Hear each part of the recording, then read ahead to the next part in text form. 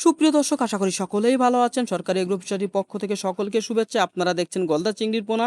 আমার লোকেশন থেকে আপনারা যারা এই গলদা চিংড়ির পোনা নিতে চান তারা সরাসরি এসে এই গলদা চিংড়ির পোনাটা নিতে পারবেন, বা বাংলাদেশের যে কোনো জায়গায় 8 থেকে 12 ঘন্টার ভিতরে এই গলদা চিংড়ির পোনাটা ডেলিভারি দেওয়ার সুব্যবস্থা আছে। একদম জীবিতভাবে আমাদের দায়িত্ব আমরা ডেলিভারি দিব।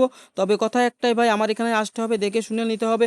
বা আপনারা যদি মোবাইলে দেখে আমার কথাবার্তা বলে যদি নিতে চান, তাহলে আমার হোয়াটসঅ্যাপ নাম্বারে আপনারা দেখে শুনে কথা বলে যে কোনো জায়গায় নিতে পারবেন। আমার মাছের দাম এবং ডেলিভারি দেওয়া খরচ দিলে আমরা যে কোনো জায়গায় পাঠানোর সুব্যবস্থা করে দিয়ে থাকি।